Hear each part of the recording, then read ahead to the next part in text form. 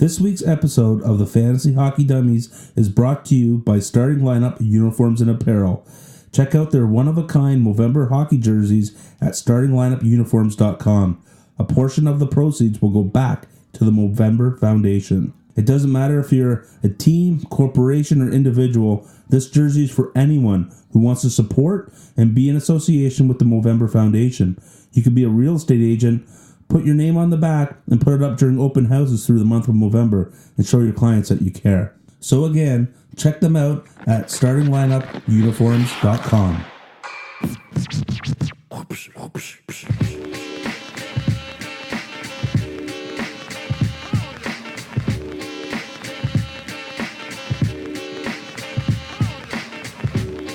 Welcome to episode 8 of the Fantasy Hockey Dummies. Pats, your mo is coming in nicely.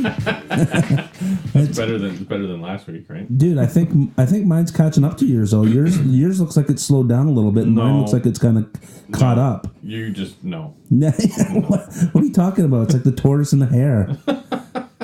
I'm the tortoise, but I'm slowly creeping up on you. Will you get off your phone? Slow. What are you doing over there? Well, you want me to read stuff? Read stuff not even in this segment. What are you talking about? Put your phone down. Last week we chatted with Mitch Scott, the owner of Starting Lineup Uniform and Apparel. He's graciously come in to be our sponsor for the month of Movember. If you're a company out there, you want to be associated with these dummies, hit them up at fantasyhockeydummies@gmail.com and inquire. Our Movember jerseys will be coming in tomorrow, which I'm pretty excited about. And like we've been kind of chirping about, we've ordered a third jersey, and that's going to go out to one lucky listener / Twitter follower who retweets anything we retweet out or anything that we tweet out during the month of Movember. So shoot out a retweet, and we'll put you into a draw. Download episode 11 of the pod to find out who wins. This week, buddy, we're going to be talking a little bit about our Leafs. Maybe not too much about that game last night. We'll get into our thankfully. Yeah, for what that concert you went to called the Shitty Dwarfs. The Shitty Dwarfs. The Shitty Dwarfs. My girlfriend keeps calling them the 12 Angry Dwarfs. Oh, right on. Either or, it sounds like a shitty night. Fantasy Forum. We'll get into our Fantasy Forum. We're going to chat with former OHLer and former OHL Scout, Matthew McGuffin. He was nice enough to donate some of his time. And we're going to finish things off with our prospect report. But first, let's get to our NHL headlines of the week. Around when I got inside, I was like, uh-oh, this Honda Civic smells just like a butthole. What the fuck, man? Come on. Lock windows. All right, buddy. So the Uber driver stink. Uber driver smells bad.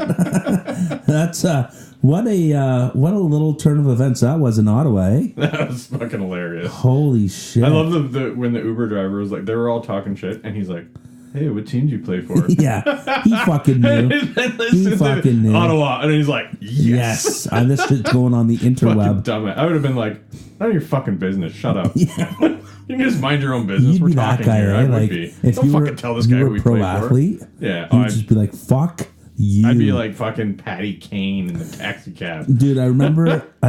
So we grew up in Oshawa, and my buddy played for the high school team, and they were going onto the ice after the Oshawa Generals were playing, and Mark Savard was on the Jennies at the time, and I remember my buddy telling me this story where I guess Savard came down and took a slap shot and went over the net, and it fucking hit the glass right where my buddy was. Right. And then he skated past my buddy and was like, "Fuck you!" and pointed at him. That's awesome. It's like you would be like the Mark Savard if you were a pro athlete. Totally. Fuck. Well, thank the Lord, Pat isn't a pro athlete because you'd be going all fucking southbound and down on us. Eastbound, my bad. I'm Kenny Powers. Oh, fuck. I'm Stevie. Yeah, you're Stevie. Yeah, unfortunately. Yeah. We'll get some fixins. We'll go over to the potato bar and get some fixins. All the fucking fixins you want. That's fucking hilarious. Oh, fuck, I love it. But back to these donkeys driving in the car. Poor Coach Raymond, eh? Well, if he's shit, he's shit. Well, if he's shit, he's shit. But yeah, I know. But it's just like, I don't know. I hear all the back and forth, and I totally get it that the coaches say the same shit. It's like, can you imagine if we were in an Uber and our wives got caught, got a listen to what we had to say about them? Jesus Christ, we could be in real big trouble. So, but yeah, it's I don't know. It's a shitty situation for them. It's awkward. Apparently, Duchesne and Coach Raymond were spotted chatting at center ice after the day after. Maybe they were just looking for some sort of fucking publicity. Well, do you know what? Their team has not been doing too bad after the fact. Tommy Chabot is on fire. You got Mark Stone and Duchesne have been playing great this past week. So good on the Sens for kind of turning it around. Maybe they needed this embarrassment. Like, it was one of those things where it was kind of cringeworthy knowing that like the coaches and everybody was watching this. Yeah, it's like how do you recover from that basically? By winning. Yeah. You keep winning, you recover. Keep winning, you recover. Say you don't fucking win, you're down to the minors. Yeah, but I still don't like them as a team. No, fuck them. But still, like I don't know, you gotta like some of the little things here. Like Chabot and Mark Stone, and Duchesne has been playing better. Yeah, fuck those guys. What about the coaches that got fired this week? We got John Stevens out, Willie Desjardins in, and the classic John Quenville, the stash himself. Yeah, that was a tough one there. I mean, like it's not him. No, you know what I mean, like I'm not even really interested in chatting too much about their new coach, Jeremy Colleton. I guess he came up from Rockford, but I'm more interested in where Quenville might end up. Do you have any thoughts on where he might, teams that might be interested in a Coach Q? Well, maybe Edmonton. I think Edmonton it would be a good. I can see him behind the Edmonton bench. Sure, you know what I mean, like I can see him too. To bring that, to bring the Oilers like these, because they're still a really young team. Right? To me, Edmonton is the top choice. I have a couple more here where potentially St. Louis, Florida, Detroit, Anaheim. But for me, I don't think Detroit. I think they're going to stick with Blashill. Yeah, for a little while. Like they were really high on him, and I mean he doesn't have much to work with.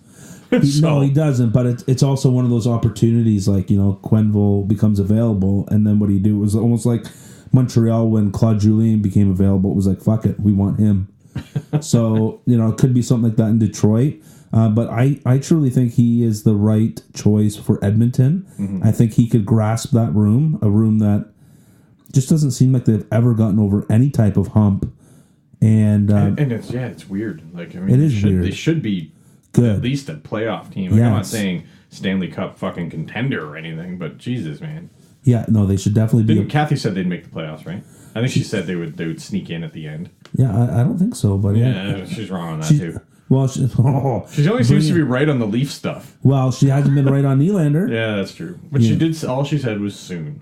So, but he's going to get traded. I don't know, man. To me, soon is like traded within a week. I think he's getting traded. Well, we're going to see because we're bringing Kathy back on to do the World Junior, and we're going to do a follow-up with her. Fucking ream her out on the show. Oh, dude, you were fucking wrong. You were wrong about this. You were wrong about that. You were wrong about this. You were wrong about but you were right about this. You were right about He's that. He's actually doing hand signals and motions right now. Oh, fuck. What do you want from me, man? Got to keep it loose. Got to keep it tight. You said loose and tight. What the fuck? Which one do you want? Both. I want Depends everything. On which. Yeah, exactly. You dirty devil. Well, that would be my choice. I think that Edmonton needs somebody like that. I don't think Tom McClellan's come in and I'm not saying that he hasn't done a good job, but I just don't think he's. I don't know. I just think they need a change, and I think Coach Q could be that guy winning those championships. I think they would listen, and I think he can make a world of difference. That's just my 2 cents. But that is. I agree with your 2 cents. Hey, look at that. We agree. First time First ever. time for everything. What time is it? And it's November 11th, 10:26. Remember that. It's got a little notice here saying my trade was declined. Shocker. From Jets? I don't know. Fuck Jets. I don't know. Maybe. Well, what I did was because he doesn't really give a lot of feedback. Yeah. So what I'll do sometimes in sending trade offers to people, like he has people on his block. My goalies are shit. So I've asked him about Corpusel or McElhaney, and I just sent him the offer for them without giving anybody in return, saying, like, what do you want for these guys? Yeah. So that he'll actually... I don't know. I haven't checked. I'll check after. We're I guarantee you he just says, not available. It's like, but they're on your trade block. Not available. Not available unless you give me better players in return. Right. So basically, like, your trade block. Right. But that's fine. At least I know. I just want to know what he wants. But anyways, moving on. Keeping on track here. You went off track, so fuck you. Anyway, okay. Fucking off, and we're back. Brian Boyle, and that's a Hattie, buddy, and Hockey Fights I didn't even see that headline. Yeah, man. That's crazy. Good for him. Was that his first career hat trick? I would think so. Probably. I like Brian Boyle. I liked him. Yeah, I liked him for us. I wish he was back with us. Yeah. Like, I don't mind the goat. I don't mind the fourth line that we have going. Not last night. I just thought it was funny the first time we tried to get Boyle, and he cockblocked a trade to us because we were shit. Yeah. I don't remember that. Yeah, it was like remember Josh 2 years Georges before. Was like, fuck that. Well, Josh Georges, fuck him. Who cares? Yeah. Is he even playing in the NHL right now? I don't think so. Exactly. So fuck him. Boyle blocked a trade, and he said, "No, I don't want to go." Or sign. He didn't want to sign. That's what it was. Right. We offered him a contract, and he said no. And he took the same money. I can't remember, Tampa or wherever he went. Right. But then he decided he was like, "Whoa!" He was all excited to come back when we actually traded. For right him, when we had a good team. Yeah. Well, I'm almost curious to know what Stamkos would have done if he would have known our team was going to be much better too. Right. Well, you know what? Tampa, I'm Toronto. happy with where we are. Yeah. But I'm just saying it would be kind of interesting. But who would you rather have? Tavares. Exactly. Yeah, I would rather have Tavares than Stamkos. Yeah. Stamkos just gets hurt too often. There's just too much unpredictability there. And he's not having a great year either. Unless he's picked it up lately. Last time I checked, he wasn't that good. Well, get your shit together. Why do I have to do all the fucking homework? Because I didn't know we were going to talk about Stamkos. Well, you should read the notes I fucking give you. You didn't say anything. We could about talk about anyone. We could talk about anyone. Let's talk about this guy. Oh, as he flips me the bird. I thought you were actually going off the. I thought you were actually going to go off the notes and say Tuukka Rask takes a leave of absence. Oh, fucking! Because that's next on the list. Yeah, that's great. That's perfect for you. It's not perfect for me. I love it. My goalies in our fantasy league are Tuukka Rask and Jonathan Quick. Yep. Like so they're gone for the season. Yeah. Basically. Well, fuck, man. It's like if you looked at my goalies and my team going into the season, you'd be like, I always said you were shit. I always said you were shit. Why do you think I traded you quick in the first place? Because he why? Sucks. He's been hurt for the last 3 years or 2 years. Well, anyway, Rask takes a personal leave of absence. I don't know why. It hasn't really been reported. Why. I wasn't sure if it was like family reasons. He did say something in the media, which, sorry, I apologize, I didn't write down, but it made me feel like he just wasn't, it was something along the lines where he let in a bunch of goals a couple nights ago, and his comment back to the media was, I was just trying to keep it under 10. And to me, that shows that he doesn't have confidence. Yeah. So I'm wondering if this is kind of like, fucking, take a break. Clear your head kind of thing. Clear your head. And come back. I have no idea if it's that Halak came in and it's rattled them. I don't know. Only people within the organization, the people that are surrounded by Tuukka know that, but it's not good for me. It's not good for other Tuukka Rask owners. It's great for everyone else. Halak number 1. I can just see. I keep getting Baron. Yeah, the Iron Sheik. Halak number 1, and I get those texts by daily from Barons. Letting me know that Halak is number 1. Yeah. So and he's offered you a 5th round draft pick for Rask. Tuukka Rask, even though we're getting rid of 5th round draft picks. Yeah, well, I don't know, man. We might keep him in. Nobody wants the Whale Lube. #Whale Lube. We'll let Whale keep him. He can have his 5th round picks. What about the Blues? Jake Allen stated that his team has hit rock bottom. But then Chad Johnson comes in. And he says, fuck you, Jake. And posts a shutout and has been like one of the best goalies this week. Yeah, exactly. So a big woof to Jake Allen. Like, fuck. Well, we heard what Mitch said last week on the pod. Right. He said Jake Allen is just a guy. He's just a guy. Just a guy. Speaking of Mitchie, we kept our tabs on Colton Parayko for our Parayko watch. Mm-hmm. He was okay this week. He was better. He was better. He wasn't great, though. He had an apple. He was a +2. He had 4 shots, 6 hits, 9 blocks. He was a +3. Okay, my bad. Get your shit together. Averaging 22 minutes of ice over 3 games. Not great, but not awful. No. So just kind of serviceable 3-4 guy right Mitch, there. we're going to be keeping an eye on him. So if he dips, and that's not a good thing. We have... I already know what your thought is, but I'm curious for you to let the so I can leave the room for now. I can go grab another beer. No. Malkin, no suspension on Oshie's hit.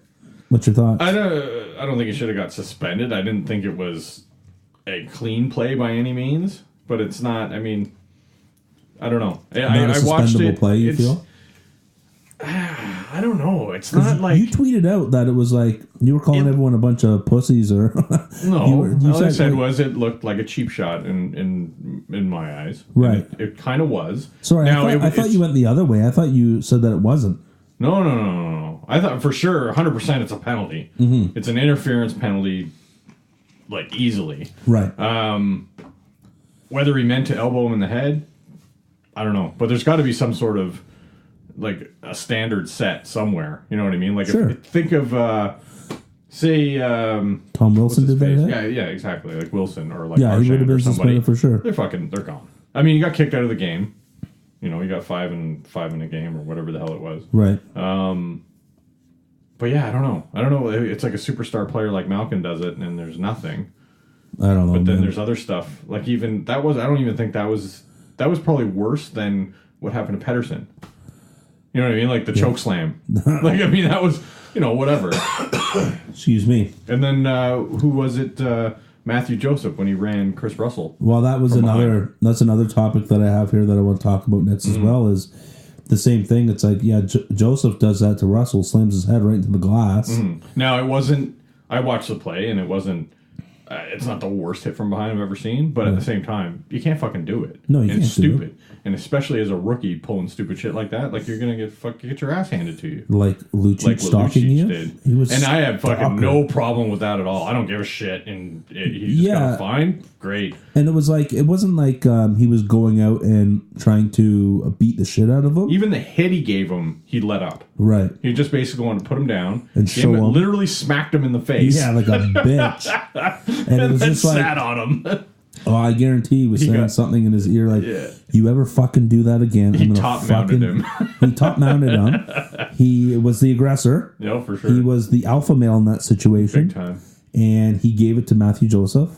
And I bet you that's the last time Matthew Joseph hits anyone from behind. Oh, fuck. Well, he's an intense kid. He plays on the edge.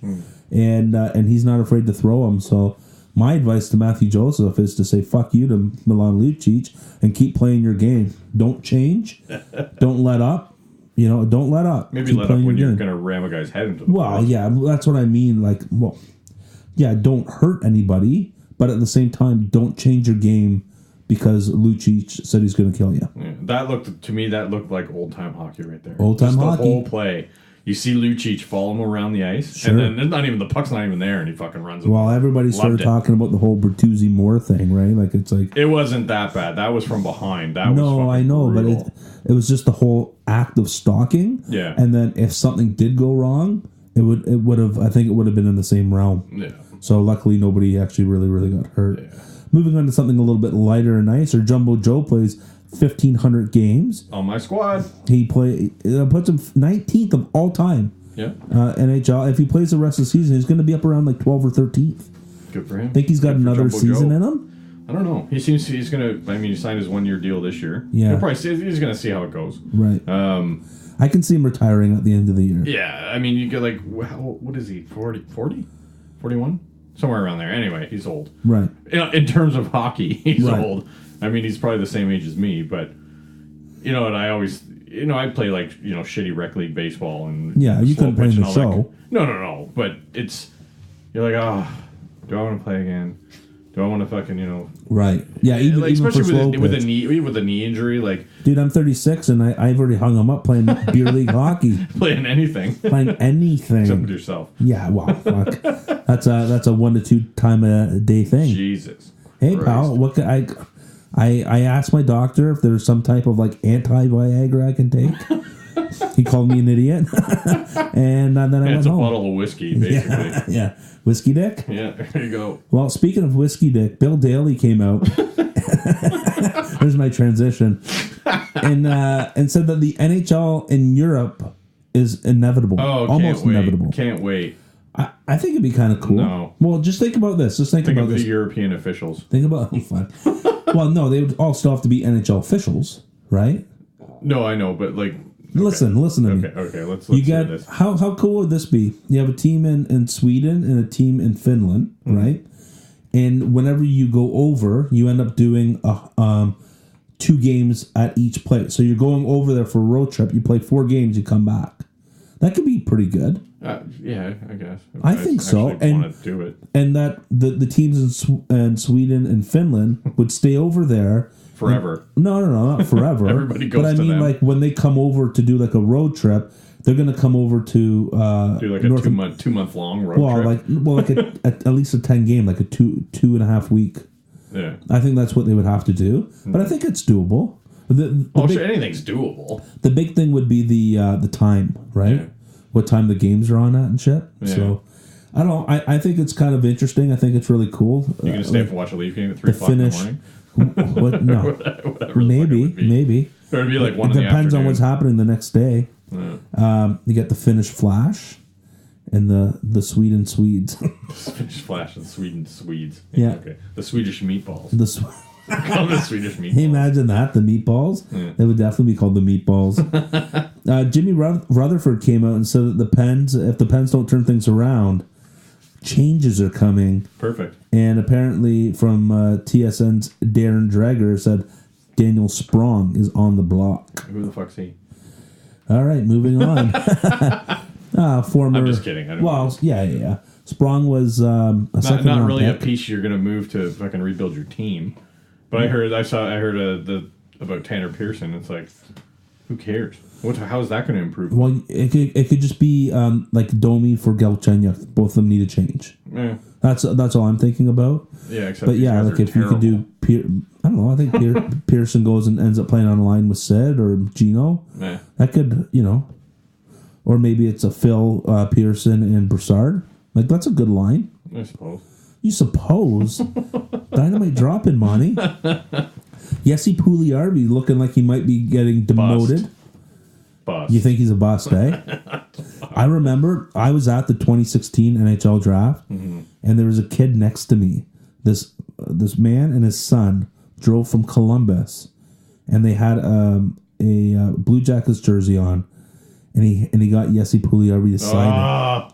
He signed it before he was drafted. Oh wow! And then when they picked, I would if I'm Pugliarvi, like I don't sign that fucking jersey. No, he I'd say signed sorry, it. kid. I don't know where I'm going yet. He signed it. What a fucking donkey! And that kid was devastated.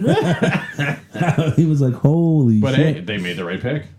I remember they got Dubois instead. Yeah, and I remember all of the people behind us were Buffalo fans. None of them knew shit about hockey, and they kept asking me in the Whale who we would take when it was Buffalo's pick. Yeah, and I was like, Sergachev, you got to take Sergachev here, and they took Alex Nylander. Oof. Woof. Yeah. So he hasn't done shit. No, man. If the Buffalo Brass had me on their squad, I traded him a couple years back in our pool for Michael Backlund. Who? What? Alex Nylander? Yeah. Yeah. I don't think he's going to do too much. And that was just for a playoff run. Like he's had kids from 2 drafts after him already make the team. Yeah, I know he And doesn't. he's still sitting here waiting. I thought he had a decent training camp though. I thought. I think they said they were talking like, oh yeah, he'll make the team this year, and then it's like, Well, Rochester's got a good team, and he's not really one of the main people contributing to it. Yeah. So it's like, you got to step it up there, little Willie. We also have another guy, Pavel Zacha, has been demoted to the AHL. Bust. Yeah. Didn't you draft him? I picked him up. I did draft him because I knew Whale liked him a lot. Right. So I traded him to Whale. Right. I liked him too, I though. don't remember when I traded. No, I figured. I watched him live. He was ninth overall, I think. No, 6th. Sixth was he? Who's the Ninth ninth was me. Mayer. Yeah. That's the guy who I liked. Right. And I did end up drafting him too. Right. But yeah, I don't know, man. I don't know what Zach's deal is. I He's kind liked of him. bounced He around was our a- league too. He was a bull in a china shop and who could score. I remember watching him live. The World Juniors were in Toronto the year that he was in it. And I sat second row to the glass. And I watched him, and he was a bull in a china shop. And I was like, this guy's going to be dynamite. Yeah. And yeah, I don't know. Never took that next step. I don't know if he just needs a little bit more time, but yeah, he hasn't yet. So hopefully, He could be a late bloomer. You never know. But I mean, shit. There should be flashes of something, right. right? Well, we have a couple other things to chat about here. We have some players injured. You got Anders Palat. He's out for 4 weeks with a lower body injury. He's always hurt. What's going on with your boy Antti Rantna? Is he back? He was out for a little bit. No, he went out again. I don't know what his fucking deal is either. But my goalies are like second this week, so I don't care. So you don't care about Rantna? Not right now. Don't need him. Johnny I'm playing scouts. I don't need him. Aren't you losing the I'm scouts? fucking pounding him now. Are you pounding him now? 10.5 to 5.5. Oh, snap. Johnny Klingberg, he's out for 4 weeks. That's huge. That's Barons. Yeah, well, but I just mean for all of the Johnny Klingberg owners out there in Dallas. Like Dallas is, I don't know. I'm glad I'm not a Dallas Stars fan right now. Is Radulov still out? Or is he back? I can't remember. I know he was out for a bit there. I'm not sure. I'm sorry. Get your shit together. Well, fuck, that wasn't on my know list. all these things. It wasn't important enough for me to put on my my schedule today, buddy. The turtleneck retires. When I first read that, weird kind of situation, right? When I first saw that, I'm like, are you fucking kidding me? They fucking released the guy right after his 1000th game. I'm like, what are you doing, you fucking assholes? But then it was kind of like a they mutual probably thing. did it for him, right? Yeah, they're like mutual, and now he's going to go play in the Czech and do whatever. Take his turtleneck overseas. Fuck, they should put that shit in the Hall of Fame. Yeah, the turtleneck. The fucking the only turtleneck. player ever to wear this stupid ass shirt. Yeah, I'm going to be curious to see who they get with that second rounder that we gave for him. That's going to be the dagger. You watch, the Habs are going to get some fucking kid who turns out to be a dynamite stud. They already drafted that kid. Did they? I thought it was this coming It's like draft. some Russian guy I've never heard of, and he's got like 0 points in 17 games or something. He looks like shit. You just made me feel so much better. Yeah, no, I looked it up because I saw somebody tweeted that about, I can't believe we gave up a second, blah, blah, blah, for Plekanec. And I'm like, did we really? I couldn't remember the deal. Did. Yeah. So I went, and it was Kirby Reichel and Valiev. Right. Renat Valiev, who, those guys are shit, so it doesn't matter. And we got Kyle Bond and Plekanec, but that second... It's some Russian kid. I don't know. I looked it up just to show this person. I thought it was this year's draft, but I guess I'm wrong there. Ryan O'Reilly, he's on a 9-game point streak, so that's got to be something. He's the only one doing anything over there. He's still doing it. And you know what's kind of weird is Nino Niederreiter, he just got his first goal. Like, and you had him for a while. I know, didn't you? And he was always really good. He was always good at fantasy, just good across the board, but he hasn't been. And Minnesota's playing well. I don't know what his deal is. Like, Minnesota's one of the top teams in the league. Maybe he's not getting the opportunities now. I don't know. I haven't really followed along because he's not on my team now. I don't really care. Great drop in. I'm not fucking. Will you fuck off with your fucking? This is where you're supposed to come in and drop in. I send you the notes. What note? I send you the notes the night before. I didn't get the nights before. Here. I only do them the night before, man. Yeah. No, Nino, I would always, because he had that, he was a little bit gritty, so he would score, he would get you 20, 25 goals, and he would get you 100 hits, and he would play 17, 18 minutes, but now he just fucking doesn't do anything. So I had him, and I traded him, I don't even remember I traded him for, I don't even remember what the deal was, but right away Q was like, oh, you got rid of Niederreiter, you liked that guy for a long time, and I'm like, yeah, he's not fucking doing anything. He's not doing anything. And look at him now. He's shit. Yeah. And he's at $5.25 million, I think. Yeah. This is his cap. So. Well, somebody who's not shit is Blake Wheeler. Yeah. He was in on the last 10 Jets goals. That's crazy. He had 9 straight assists, and then he ruined the assist streak by getting a goal. What an asshole! Yeah. How dare you score? I know. They should alter it. The only other person to ever hit 9 apples in a row is Gretzky, who did it twice in 1 calendar year. Yeah. What a fucking dirty fucking Gretzky. Back in the day... Nobody touched Gretzky, so he had Semenko riding shotgun. But back in the day, I remember my first hockey pool, I was 8. And I went to my dad's work. My dad They had worked hockey for. pools back then? Oh yeah, but it was all like fucking. You had to use the newspaper. Oh, fuck. Dude, it was serious. But there was like 100 guys out of the yard that my dad worked at. I remember my dad driving me to the yard before school. Like I got up at like 6:30 to go and pick my team, and you could only take either Gretzky's goals or Gretzky's assists. That's stupid. You weren't allowed to take his points. So, but everybody else was points? Yeah. Anybody still. That's how many Gretzky. points you used to get. Yeah. And for the record, I won that year. I was 8, and I won the pool. And then 2 years after, my brother and I went in, and we won the playoff pool. And then they were like, no more Butland kids are allowed in these work hockey pools. Because we used to come in and just dominate. Wow. The 3 stars for this week were my boy, Sean Monahan, Normie P., and Braden Point were the top 3 stars of the week. So why don't we switch gears here and get into a little TML talk, shall we? Here's Matthews with Nylander, 2-on-1. Back to Matthews. He scores! 4 goals. Do you believe this? Holy mackerel, the kid's on fire. All right, buddy. Well, we had a decent week. We had a couple good games at the beginning of the week, and then we kind of shit the bed last night. Yeah, but you saw that we were sitting out at a burger joint before the concert the show last night. The show, yes. And it was with what was it? It was 15-2 in shots for the Leafs. Yeah, and then the first was like 20-6. Yeah, and my brother says to me, he's like, you know, it's going to be like 1-0 Boston after the end of this period. Yep. Sure enough, he goes, oh look, 1-0. And then it's like, you know, when we scored, it made it 3-1. It was like, oh, here we go, coming back. And then boom, boom. No, we were never Sparks coming is back, junk. man. Sparks is junk. Sparks, I said after that second goal, Sparks should have been pulled, but I think it was just already set. He wasn't leaving that game. Yeah. It didn't matter. He didn't deserve to be in the net after that second goal. He was so far back. He looked like he was like cowering away from the puck. Well, I don't think he's an NHL goalie. Well, I know he's not a starting goalie, that's for sure. Well, he's not a starting goalie. I think he can still play. He just had a bad game. It's kind of hard. Like I think they said that he hadn't played a game in 23 days. So what? Well, it's your job to stay I sharp. know. But it's just like, fuck, man. I don't know. I just kind of got me down a little bit there. I was really pulling for him, and it didn't happen. But how did it go for your fantasy squad? Amazing. It couldn't have gone better. Because I have Pasternak and Bergeron, so they just fucking They're let like them setting up. each other up all night. I know, it was amazing. So it was kind of like that, like, yes, fuck. That was basically my night. But we did have a big win against Vegas.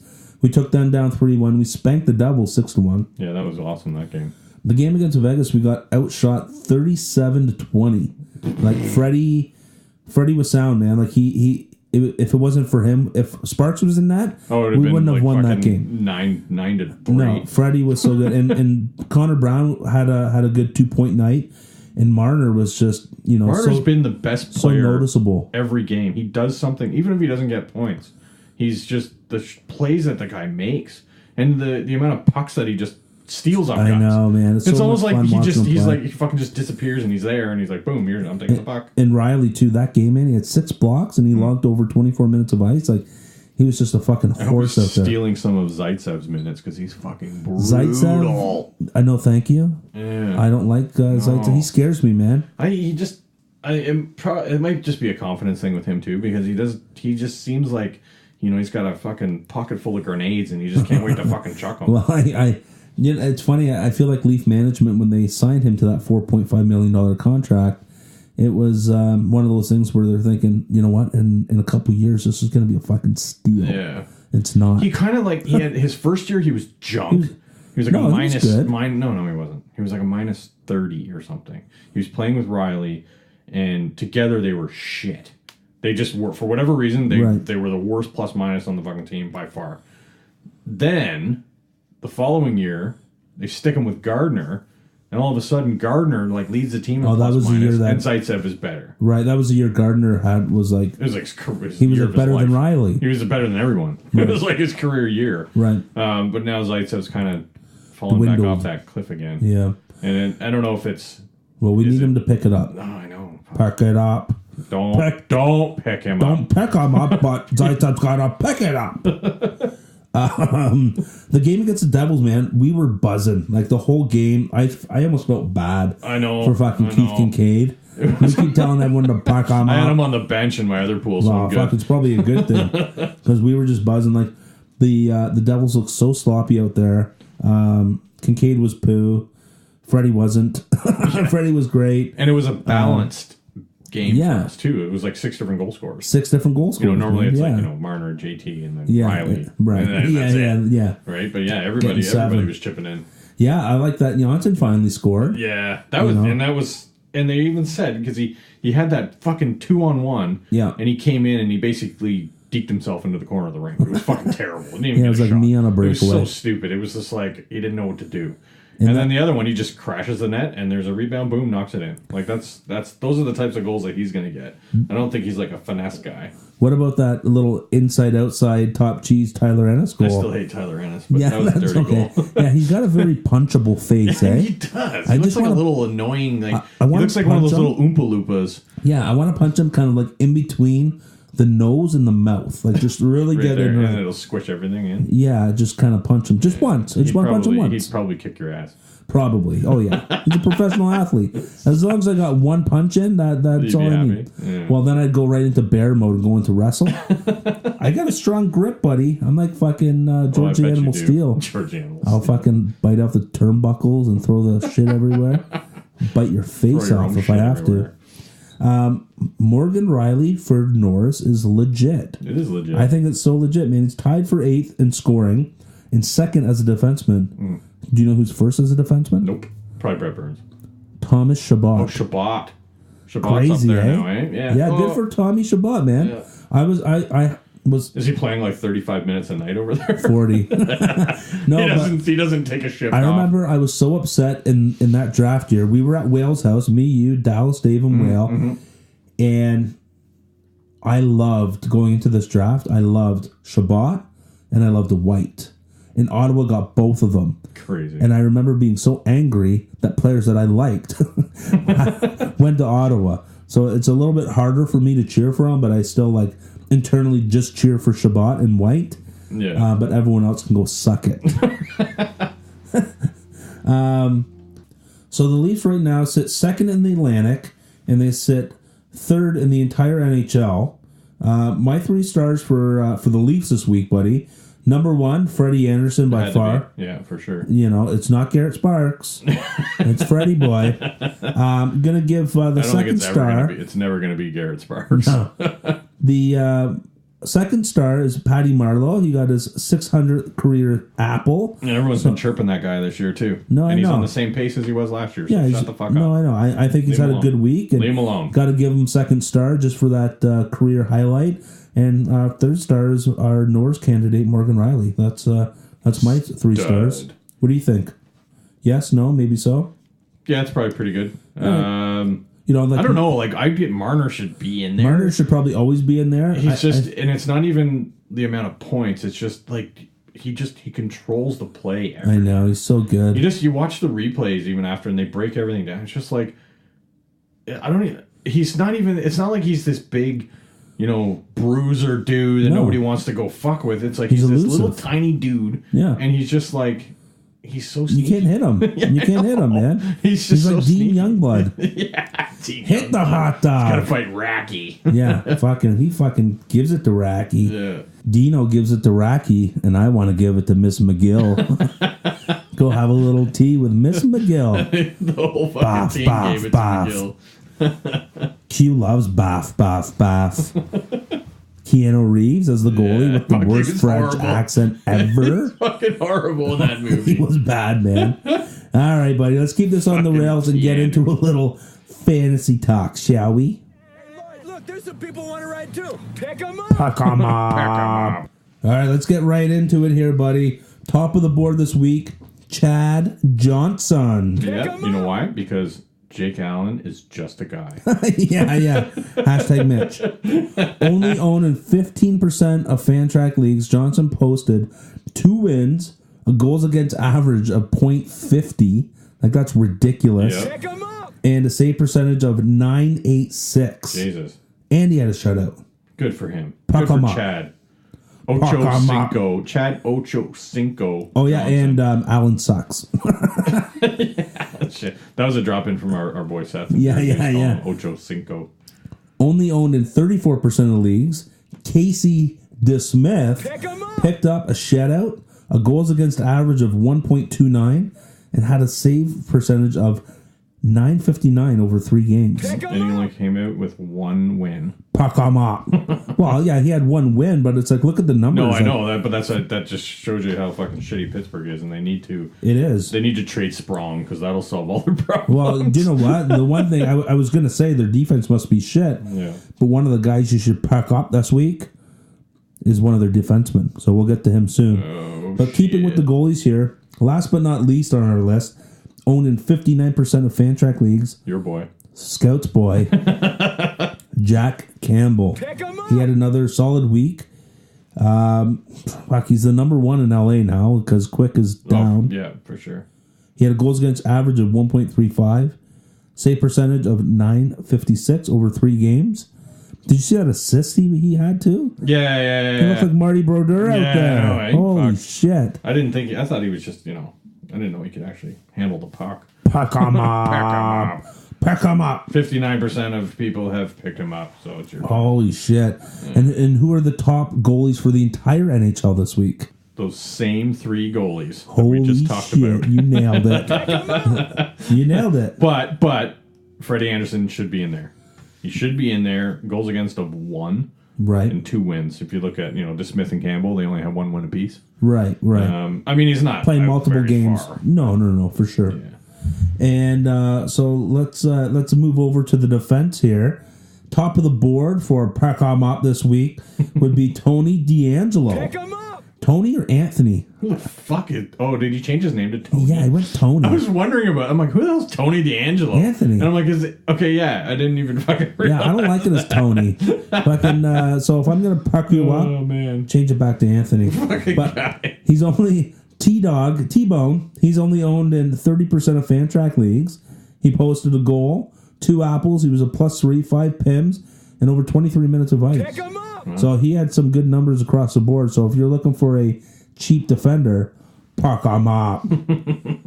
Next on the list is actually D'Angelo's teammate, Brady Shea, Pick 'em up. owned in only I 45% of fucking had leagues. him. I used to have him. Nords has him. I traded him to Nords. Yeah, and he will fucking not let go of him. I've Of course tried. not. I know I asked him to. Geez, like he's had Brady Shea for a while. Like From when I traded him to him. that must have been like right at the It was beginning. like- it because- was literally a dumb, 3 prospect for 3 prospect trade. he's had him for But like 5 years. I'm pretty sure I had got Marsh or so in that deal. Well, I remember I was trying to get him probably about 5 years ago off of him.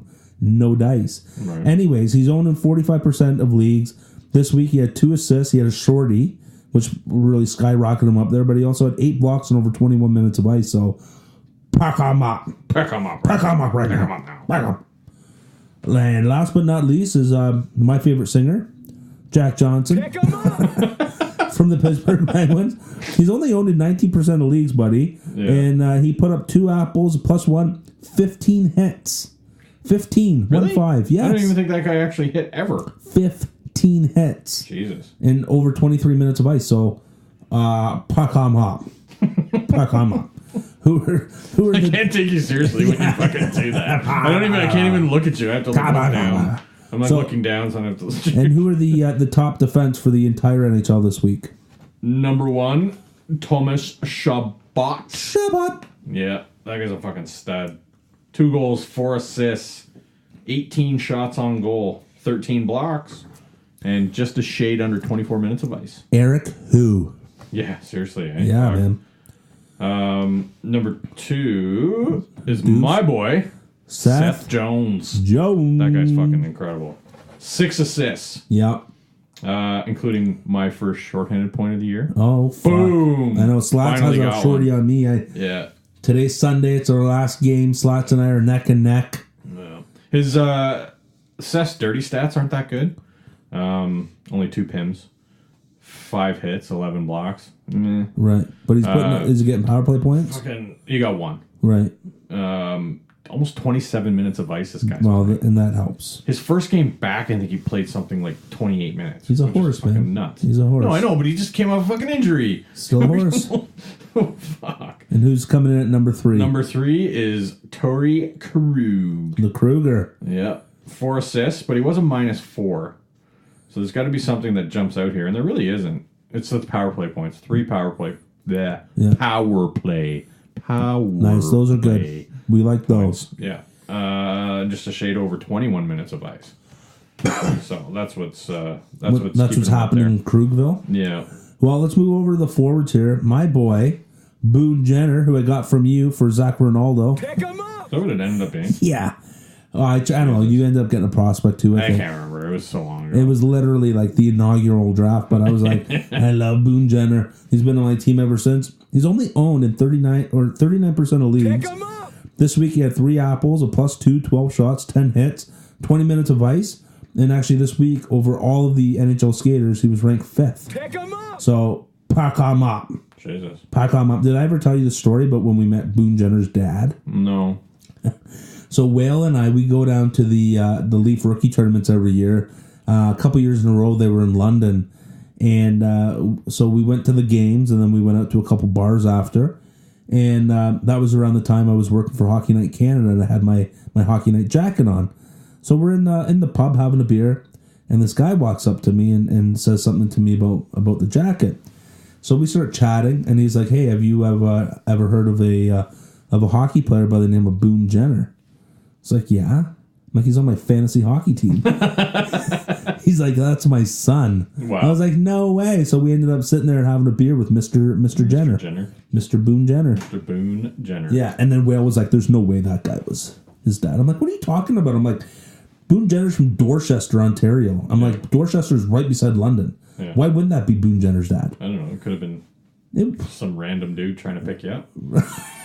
And he probably succeeded. Well, he did. I was going to say he did a good job because he had me engaged. Gave you a Jenner boner? Yeah, he gave me a quick HJ, and then off we went. Jesus.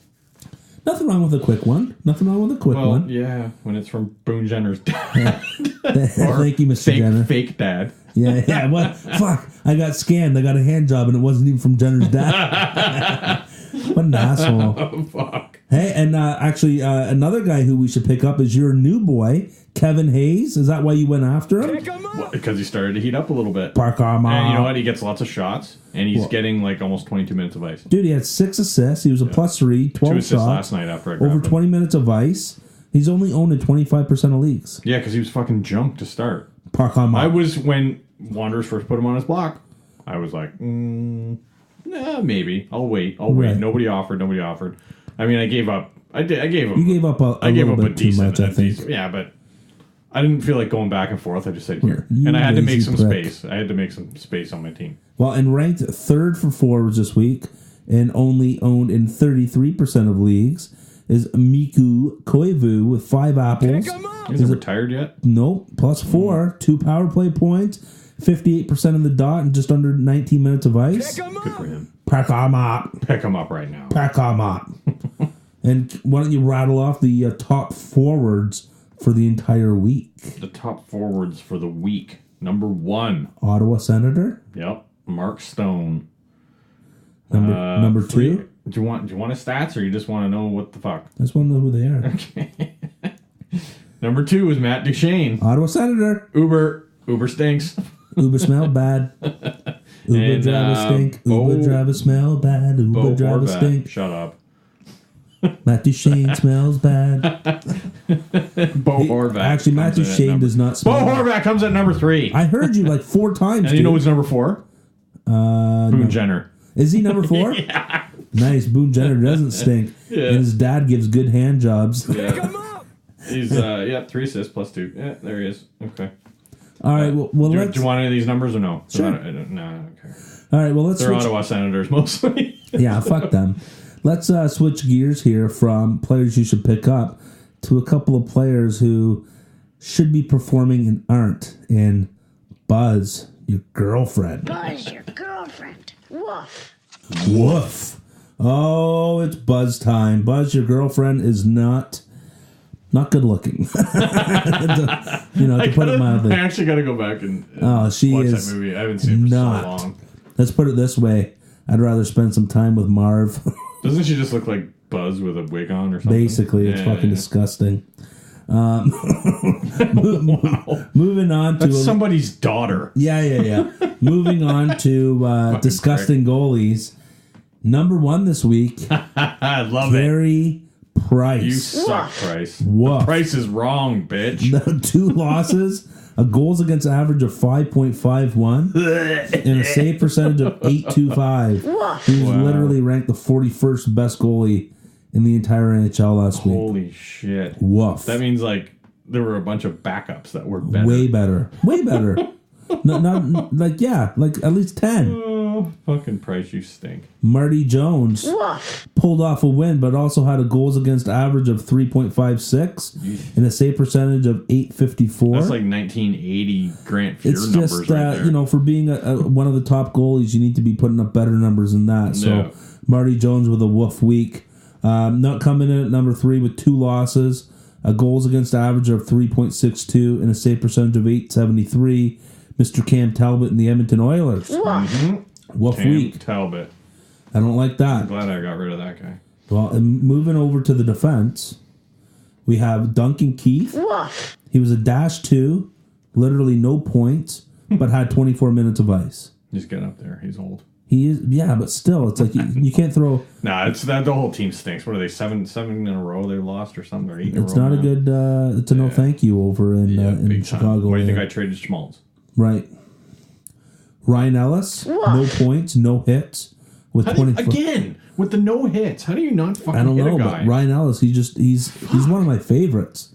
I remember there was a poll going up, and I think I had Ryan Ellis ranked as like number 2 on my list for this poll that I gave for these different defensemen. Yeah. But man, he just hasn't really been doing the same as what he's been used to doing. And I would say number 3 is Tyson Barrie. 1 apple, 1 hit, 2 blocks, and the rest don't score.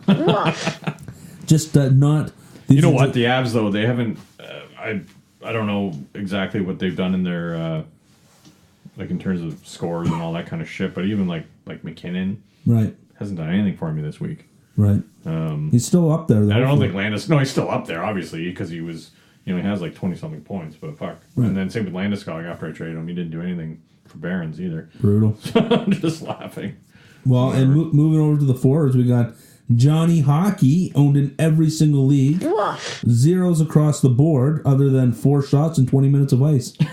Dude, like no goals, no assists, no penalty minutes, no hits. Either. No hits, no blocks. No blocks, nothing? Literally nothing. He couldn't even like stand in front of a puck one day. He had 4 shots and 20 minutes of ice in all of his games this week. Yeah, no thank you. We also have Jordan Eberle, 0 points, a -4. Got traded for Tarasenko. 1 hit and 16 minutes of ice. Like, come on, Ebs, you got to pick it up there, buddy. That's garbage. And James, the not so real deal Neil. Another guy I got rid of. Yeah, fuck. Well, we said in episode 1, it's going to be coming down between Neil and Lindholm, and Lindholm is skyrocketed. Yeah. And Neil is poop. He had 0 points, 5 shots, 2 hits, and 16 minutes of ice this week. So that's a woof week if I've ever had one.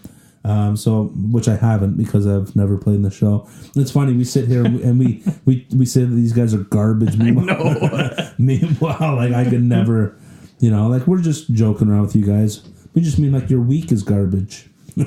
Yeah. You're actually really good. Yeah. Except you, Carey Price. Yeah, except for you, Carey Price. You suck.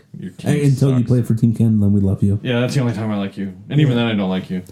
I think Luongo should have started over you. Anyway. Wow. I'll throw in one of your Bobby Lou. Wow. Yeah. Well, this week we had the pleasure of speaking with former OHLer and former OHL Scout, Matthew McGuffin. Not only is Matthew still prominent in the hockey world, but he's a strong advocate like us for mental health awareness. Let's kick it over to the interview and see what Matthew has to say. I'd like to introduce our guest this week, former OHLer, former OHL Scout, current scout for the Toronto Junior Canadians, and VP of Level Up Sports, Matt McGuffin. Matt, welcome to the pod. Thank you, Steve and Chris, for having me. Yeah, no problem. How did you spell Canadians wrong in your little intro here?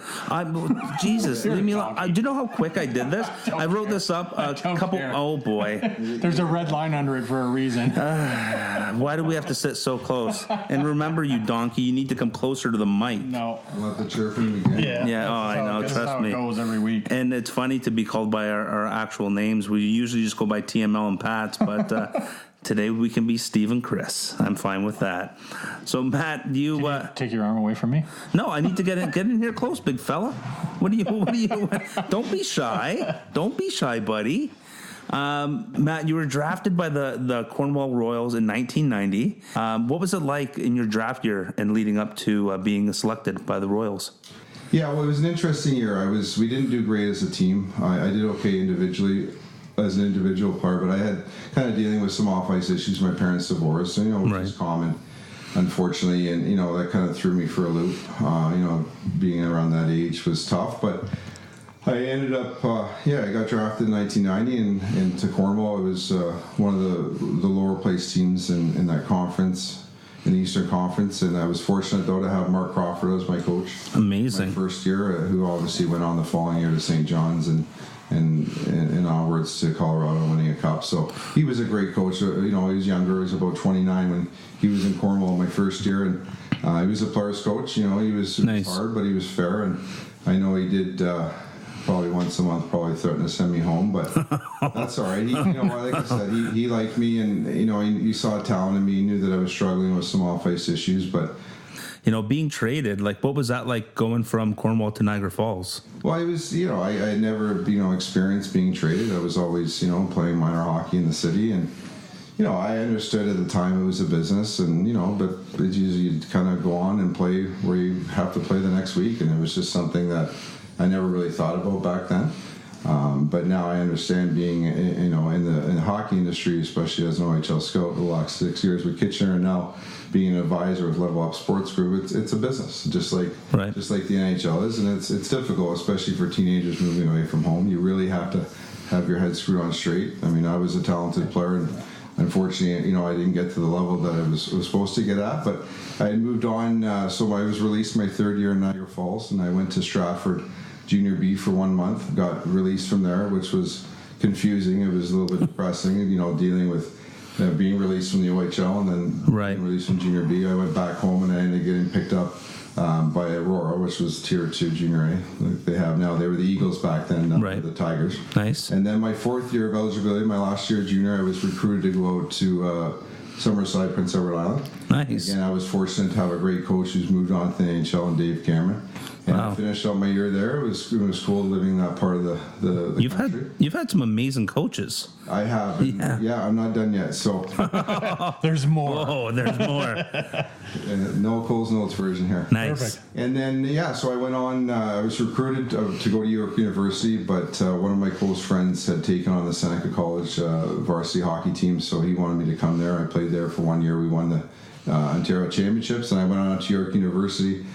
We had a famous coach who in that CIU or CIS Sports or U Sports now it's called, Graham Wise, who went on to Ryerson years later, and he was a great coach. And then I was not going back to York University. Our coach wasn't too happy, so I ended up in England for 3 months. Very cool. Just outside Newcastle in Whitley Bay, where actually Mike Babcock played back when he was a pro hockey player. And yeah, I loved my experience out there for 3 months, and then again I was released. What was the culture? Hold on, I want to get back to London here and outside Newcastle. What was the hockey culture like there? You know what? Even back then, people were surprised. They provided a salary, a car, and apartment, and it was great. Amazing. They were good fans, and it's even grown since I was there in 1996. So wow. I don't know too much about the UK Hockey League, so that's very interesting to kind of learn about. And then, like I said, so that was 96, 97. That was my last year playing pro hockey. So I got released from the team in just outside Newcastle, Whitley Bay Warriors, and ended up in Muskegon, Michigan. Nice. And played my last year of pro out there, and I learned a lot. It was a great feeling to get paid to play hockey. Sure. It wasn't that much, but when you're 24 years old, you're just happy to play. Right. Yeah, exactly. Of course. And be around the boys every day, and that's your job, is to work out and skate and play. And it was amazing, having fans. It's small scale compared to the NHL, and then I signed a contract to go back the following season. I just had a change of heart. So I'm fortunate. I've been at Air Canada for the last 22 years at Pearson, and so that's kind of the playing career, 9 teams in 6 years. Wow, 9 teams, 6 years. That's like Stevie Sullivan. How many teams do you have? Stevie Sullivan. Well, and the other thing that you were kind of mentioning about one of your old teams, the Cornwall Royals, is that the fans of Cornwall want the team back. They've started a Facebook group petitioning to bring back the Royals. Yeah, I think it's a cool, I guess having played in the OHL, and it was a business back then, but it's such a bigger business now. And sure. So I understand the economics of the OHL, and unfortunately, teams like Cornwall and Belleville that have a huge history have left and moved on and relocated. I would fully support it. The Cornwall holds a dear place in my heart. It was the first time I was away from home playing hockey, and right. I haven't been back. It's something I want to do. I've been back in 26 years, but people reached out to me through social media, and I saw them and said, I'd help spread the word and whatever I could do, and through social media, and again, it is tough to bring a team back. They do have a Tier 2 Junior A team, the Cornwall Colts, that play in the CCHL. And obviously Belleville now has a pro team with the Senators. But, it's something that would be amazing. They have a lot of history there, being the Quebec League and then the Ontario League, and winning a couple World Cup champions, having Dale Howardchuk, Doug Gilmore, and Mark Crawford, and I'm sure there's many other players I haven't mentioned. But speaking of Gilmore, I have to say he was one of my favorite players, and I was fortunate to wear number 9. Nice. When I was in, I still have the game jersey from when I played, hanging up in my office. Very cool. Yeah, I was also a big Dougie guy. I was a huge Yzerman fan growing up, but I also liked Dougie. I think you were a Wendell guy. Wendell, yeah. But you loved your Dougie too. Well, yeah, you saw when we met him in Niagara Falls. Oh yeah, I hugged Doug Gilmore at a bar in Niagara Falls. Yeah, I know. I told him I can't remember. I told him he was amazing. I think you told me you awesome. loved him, that he smelled terrific. Something, yes. That was basically it. Yeah, that's basically it. Well, if anybody out there wants to help bring back the Cornwall Royals, go on to Facebook and type in "Bring Back the Royals," like their page, and let's get the old support going here. And a side note to that, whenever you guys were playing road games, how often were you guys called Cornhole? Some of my friends still refer to that, unfortunately. Right. I did have a Domtar paper plane, in fairness to the city, it did smell a bit foul. But you know what? The fans made up for that with their authenticity and being genuine people. And I was telling the people on that fan page and the social media accounts that I still talk to some of my teammates from Cornwall, right. and nice. Some of my classmates, guys and girls, through social media. Right. So. That's awesome. Well, kind of shifting gears from your time in the OHL, you went from the OHL as a player, and then you ended up shifting over into the scouting world with the Kitchener Rangers. How did you end up making that transition? So when I retired at 24, I just played men's league like a lot of people that retired or played at double A or single A. I did that for many years, and I was struggling, going through some difficult times in my life, dealing with mental health and depression and anxiety, and was diagnosed in 2001 with bipolar. And again, I was seeing a therapist and dealing with my parents' divorce and other things I was going through, and I was advised to start coaching and take the focus off myself and help others, especially kids, with the knowledge that I had playing the game. And I didn't take that advice right away, but it was a chance meeting at Victoria Village and Arena, which is Domino's Flyers home rink. Yep. I was watching my nephew try out, and I ran into an old friend that was coaching at the midget level that had coached Darnell Nurse and Max Tony with the Flyers the year before. Nice. And so he asked me if I wanted to come on board as assistant coach with my old team, and I was more than happy. And so I coached for 1 year, and I ran into an old coach from minor midget from back in the day with the Dummies Flyers that was scouting for the Columbus Blue Jackets, Andrew Shaw, and Cool. we had a chance meeting. We spoke. Our families were kind of intertwined back in the day. And, I asked him what scouting was like, and I thought, wow, I have a bad back. I can kind of sit there. I like driving. Yeah. Yeah, exactly. That's a dream come true. Yeah. Exactly.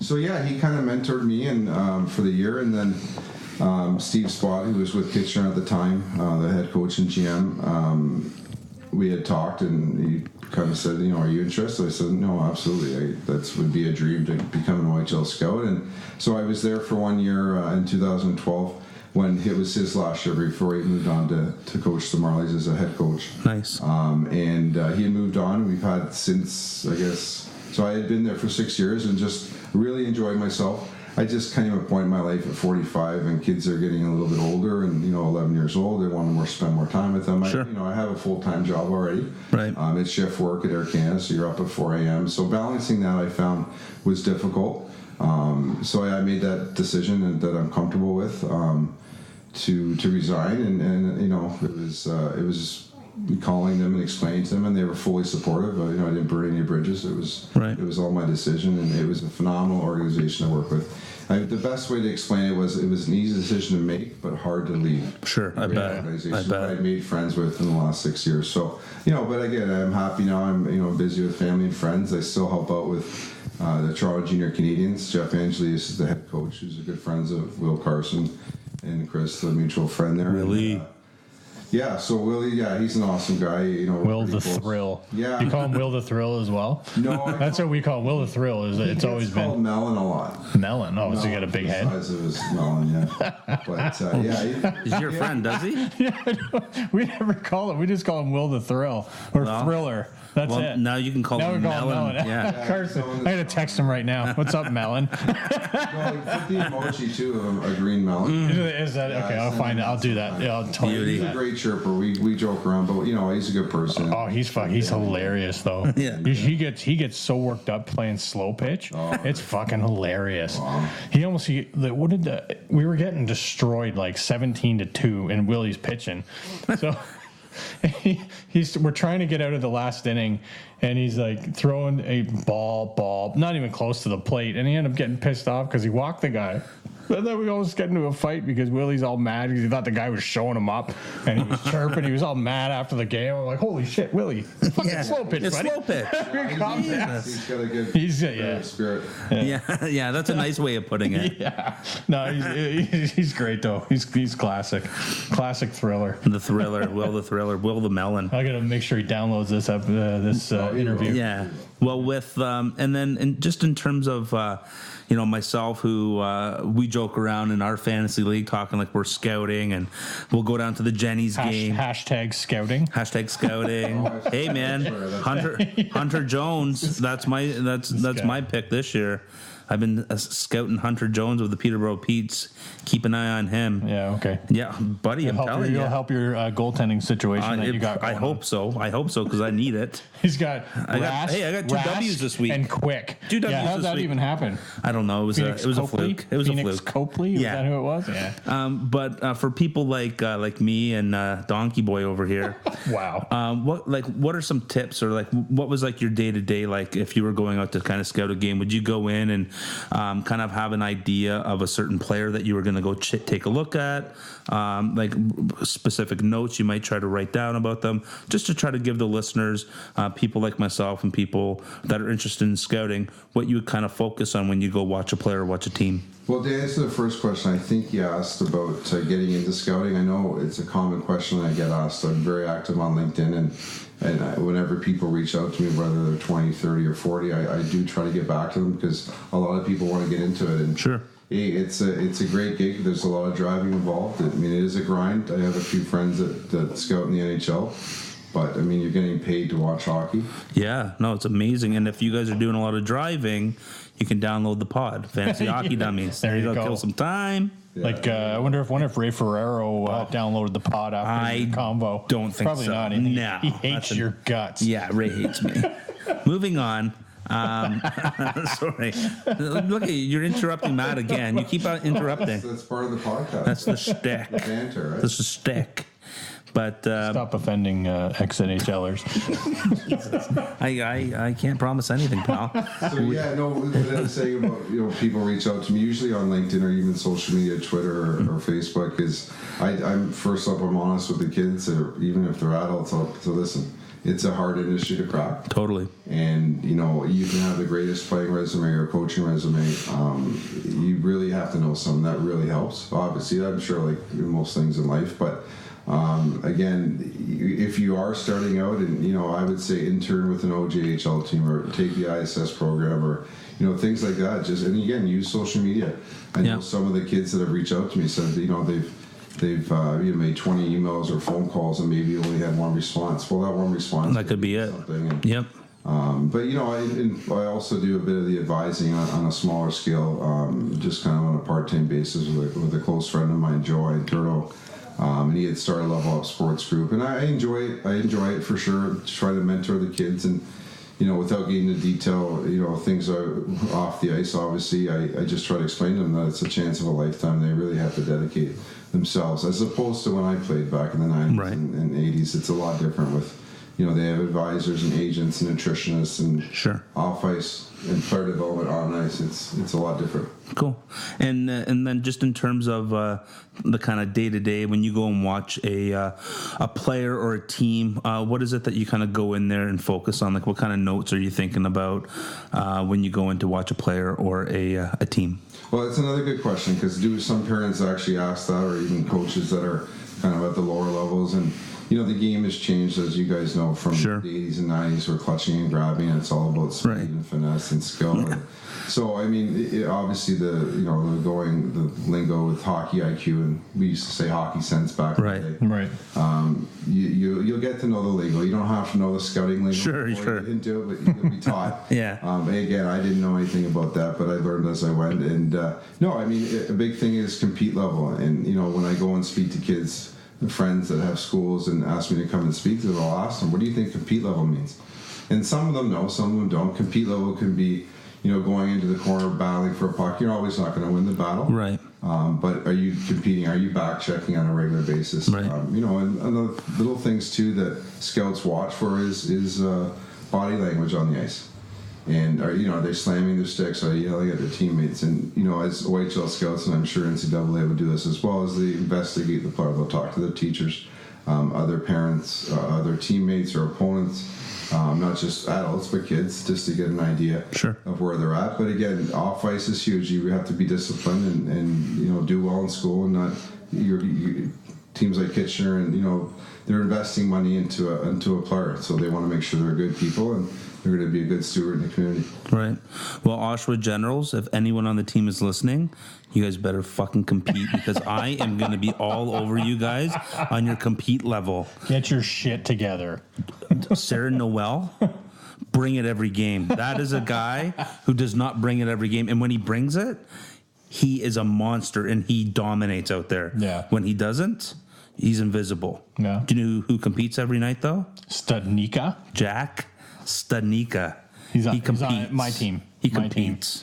There you go, people. Well, then, you know what? I have to add to that. That's a good point. Is that another thing scouts look for is consistency. Right. Yeah. That comes down to mental toughness. I know as a player, I would show up for 3 games, get 10 points. I would disappear for 2 games. Right. Not effective. And that comes down to mental toughness. Preparing yourself every game on and off the ice to battle.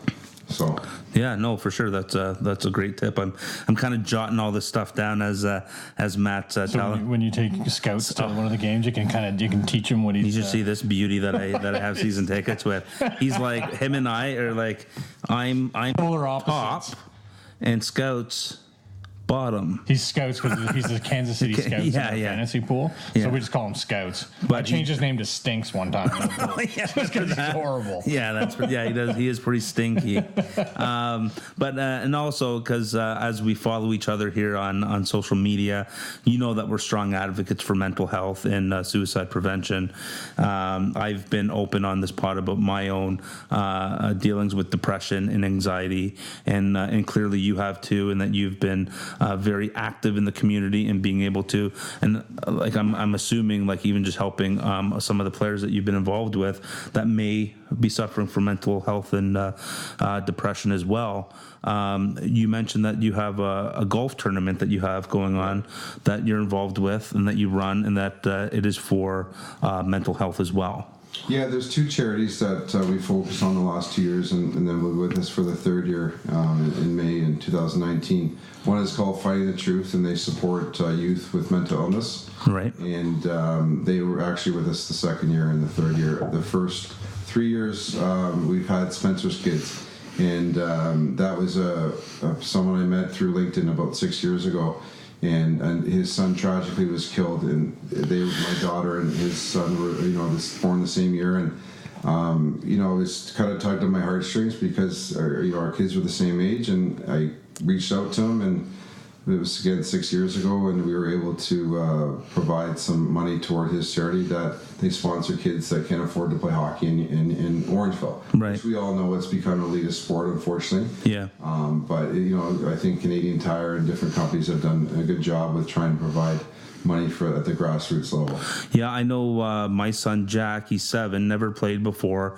We got put into a program through the Leafs, a Learn to Play program, and actually Rob Pearson came out and coached them, and they got all of the gear for free. We're talking CCM skates, pants, gloves, helmets, everything with like the Leafs embroidered bag. It was like just through the roof, done to the nines, and they've done such a good job, and he's having so much fun out there. So it's important to have groups like that, and you have your golf tournament Twitter account is Braves Charity G1 at Braves Charity G1. So if you want to get some more information on how you can attend or support, you can tweet Matt at Braves Charity G1.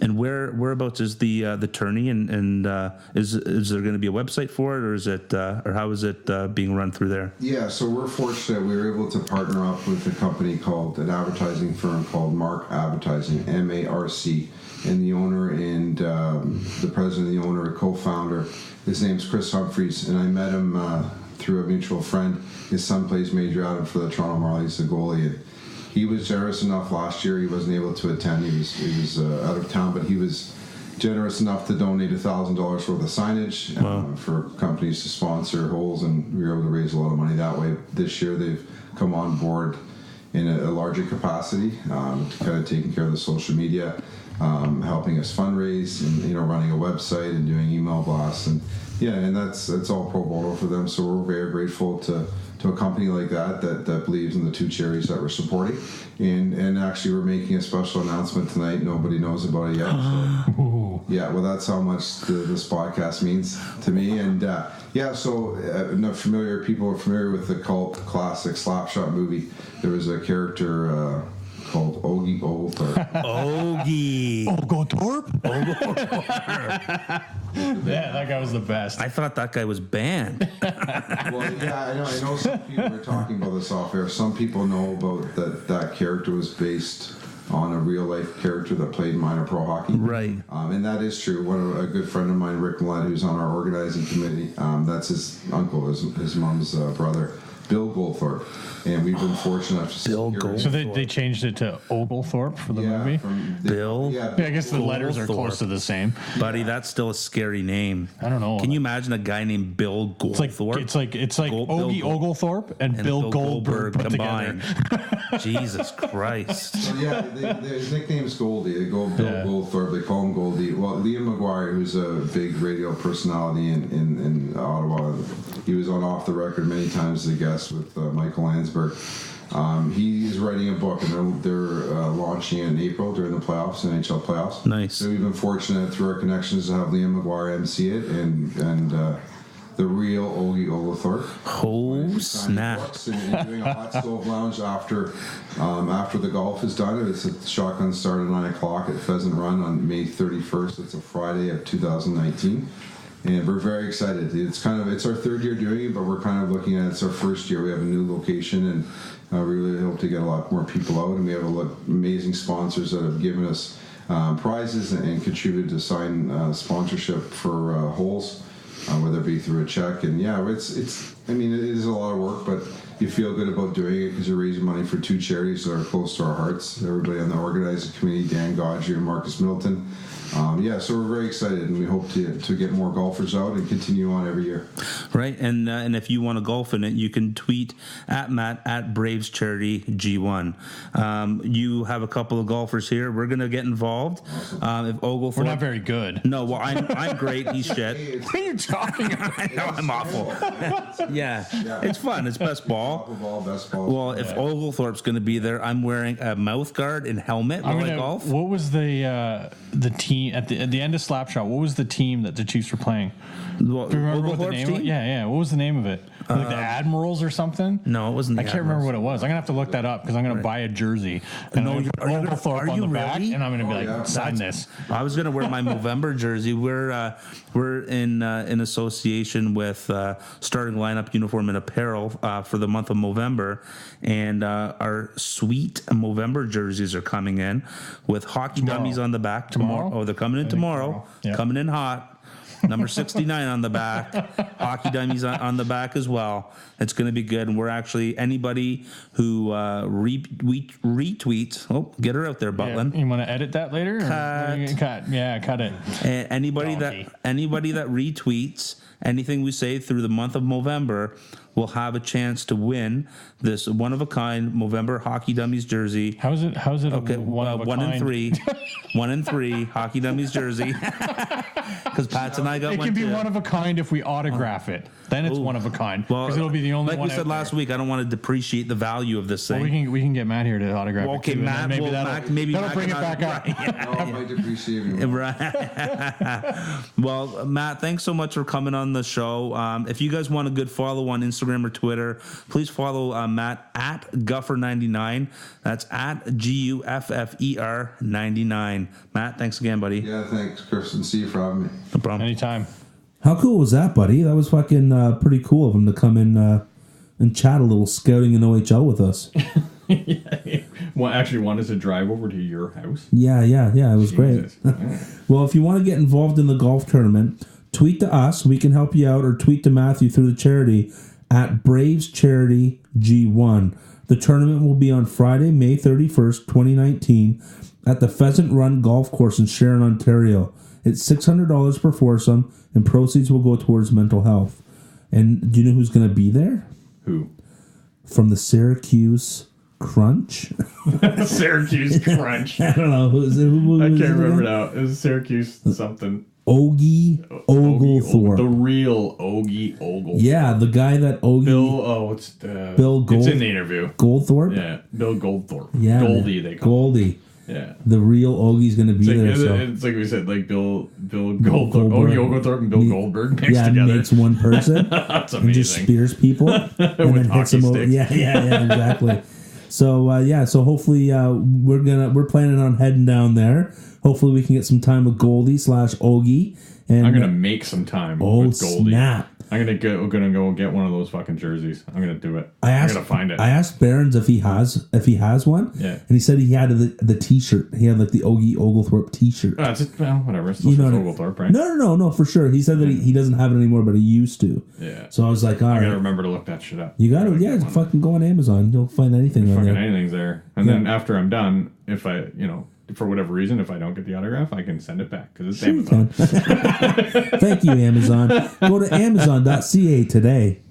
All right, well let's stop doing our fake ad reads here and kick it over to the prospect report.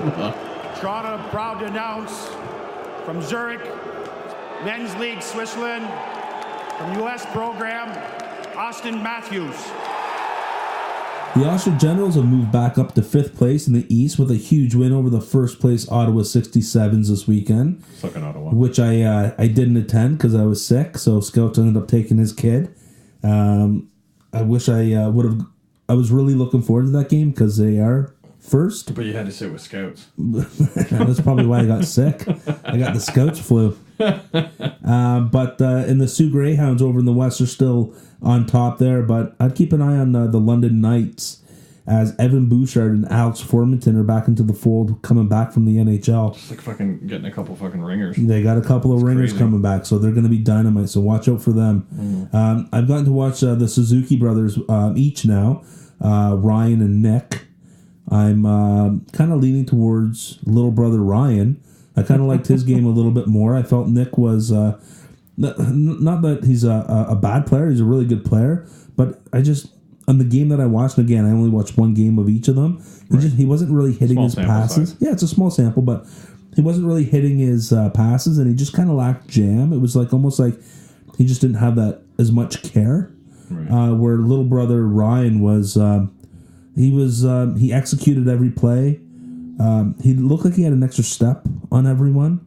And you just noticed he was one of those guys you just noticed every time he's on the ice. Yeah. So I really enjoyed watching him. So I'm going to give the even though Nick scored a goal and little brother Ryan didn't, I'm going to give my scouting eyes the edge over to little brother.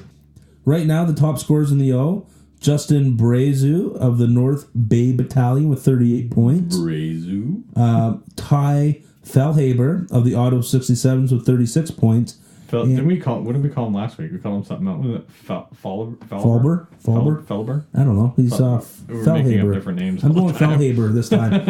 And the Sioux Greyhounds and the Philadelphia Flyers prospect Morgan Frost. Holy shit! Frost with 34. Jesper Frost. I'm not feeling well. I'm very nasally, but Morgan Frost. You're very anally.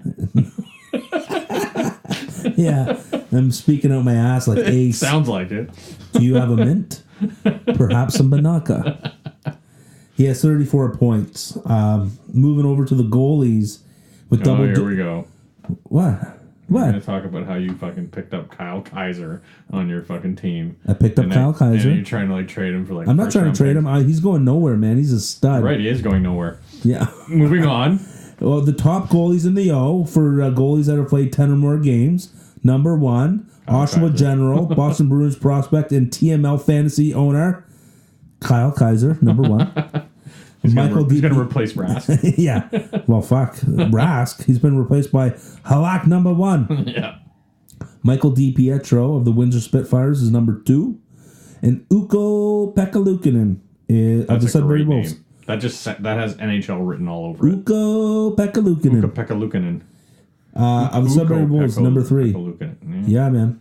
Well, let's move over to the queue here. We have a 3-way tie for first overall in scoring. Alexis Lafreniere, Paul Abbandonato, and Jeremy McKenna are all tied with 35 points. Abbandonato? Abbandonato. Yeah, that's what I just said. Jeez, it's like Ablocator and Donato had a fucking kid. And named him Paul. Ivan Chekovic has 32 points, and Nathan Gar has 30 points. Nathan Lagar, Nathan Lagar, both for Baie-Comeau. And the top goalies in the queue with 10 or more games played, your boy, Alexis Shank. The Shanker of Laval. You got Sam Harvey of Rouyn-Noranda and Oliver Rodrigue of Chicoutimi. Rodrigue. The Moncton Wildcats currently sit on top of the East, while the Rouyn-Noranda Huskies sit on top of the West. Over in the W, the Prince Albert Raiders are literally punching everybody in the face. They sit 10 points up on second place Edmonton Oil Kings in the East, and the Vancouver Giants sit tops of the West, and they're even 8 points up on them. Jesus. Like they're just literally just destroying people. Undrafted forward and newly acquired Nords prospect in our hockey pool, Brett Leeson, sits on top of the scoring with 40 points, tied with Trey Fix-Wolinski. They're both tied for 40 points. Fix-Wolinski? Yeah. That puts Joachim Blichfield of Portland in at third with 35 points. Solid. And the 2019 draft eligible Kirby Datch is in at fourth with 33 points. This kid's pushing to be in the top 5. Yeah. Kirby Datch, yeah. Kirby Datch. That's how I've been hearing it. Kirby Stash. Coming in hot. November Stash. Top goalies in the dub. Your boy, my boy, everybody's Ian boy. Scott. Ian Jesus. Scott, man. 14 wins, How 1 did he look loss. so like again, we saw him for a whole like He's on Prince 30 Albert, minutes. clearly. Yeah. You know, but he's still, just... he fucking looks so bad. Dusty Wolf of the Everett Silvertips. How good is that name? Dusty Wolf. Love it. Yeah, man. Love it. And David Tendek of the Vancouver Giants. I'm just going to call him David Trebek. I was just going to call him Tendek. Trebek's better. Yeah, okay. David Suck Trebek. it, Trebek. Suck it. The best is Turd Ferguson. Turd Ferguson's by far the best part of that skit. What are you doing over there? You're knocking shit over. Fucking falling all over the place here. Moving up a level to the AHL, the Rochester Americans have knocked off Charlotte out of the top spot in the East, and the San Jose Barracuda and the Milwaukee Admirals. I love that name. Yeah, San Jose Barracuda. Barracuda. The top scorers in the A, we have a 3-way tie for first place, buddy. Brooks Masick of the Chicago Wolves, Zach Delpy of the Cleveland Monsters, and Drake Batherson of the Belleville Sens all have 19 points. Yeah, but fuck. Tied for fourth is Zach Redmond of Rochester and Daniel Carr of the Chicago Wolves. And in sixth, Lawrence Pilou. He's still there, man. He's still sticking around. He's got 17 points for the Americans. I have no idea how to say it. I don't know either. Whatever. So I'll just let you do it. Yeah, Poulit. I don't even know if it's spelled right because your spelling's fucking terrible. Yeah, I know. The top goalies in the A, over 10 games played, you got Charlie Lindgren of Laval Rockets, Alex Nedeljkovic of the Charlotte Checkers, and Tom McCollum of Milwaukee Admirals. Tom McCollum, isn't that guy like 28 years old? He's top 3, and he was always a Detroit Red Wing prospect. Where I know I had him for a bit. I think I actually traded him to Thrasher. Yeah, Thrasher's a huge Red Wing fan. Thrasher's like a dumpster that you just dump all the shit on. You just dump all the Red Wings there, all the shitty Red Wings.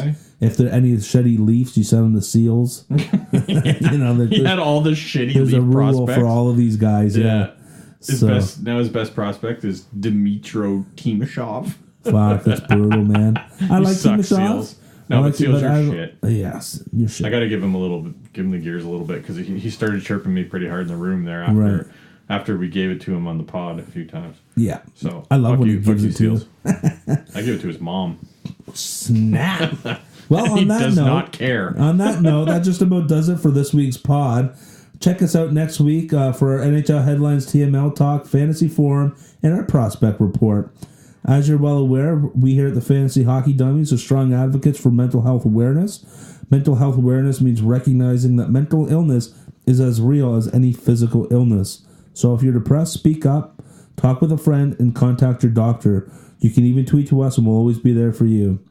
Tune in next week as we'll be chatting with the fantasy doctor himself. The fantasy doctor. From Dauber Hockey, Chris Wasselman, to talk everything fantasy hockey. And hopefully you can cure your fucking problem over there.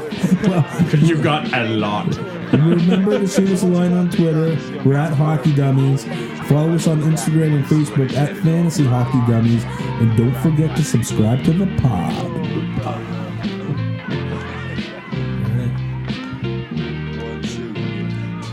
I'ma say this one time, boy, and that's my word. We rock the shot to knock fire through the Hindenburg. The contribution is clear. You add water to bone And get the Jurassic vibe on the microphone.